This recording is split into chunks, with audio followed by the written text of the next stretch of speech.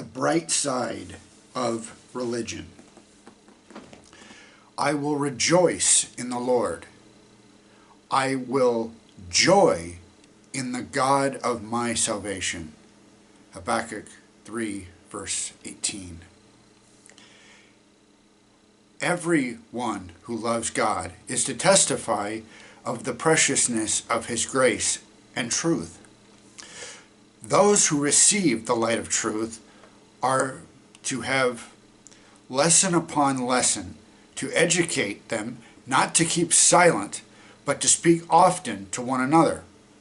They are to keep in mind the Sabbath meeting, when those who love and fear God and who think upon His name can have opportunity to express their thoughts in speaking to one another. The majesty of heaven identifies His interests with those of the believers, however humble may be their circumstances.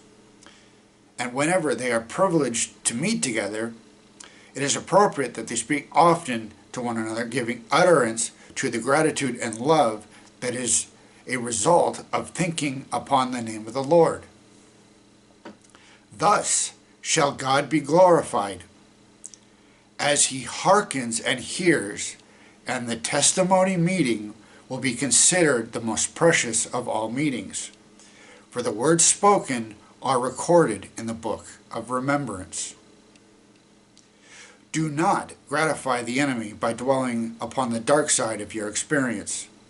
Trust Jesus more fully for help to resist temptation. If we thought and talked more of Jesus and less of ourselves, we should have much more of His presence. If we abide in Him, we shall be so filled with peace, faith, and courage, and shall have so victorious an experience to relate when we come to meeting, that others will be refreshed by our clear, strong testimony for God.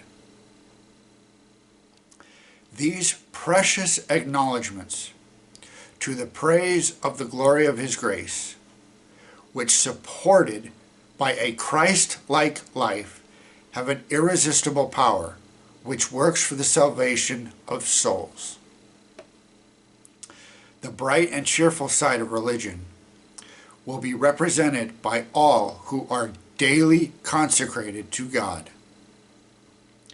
We should not dishonor our Lord by a mournful relation of trials that appear grievous.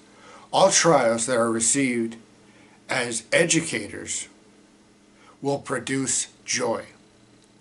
The whole religious life will be uplifting, elevating, ennobling, fragrant with good words and works.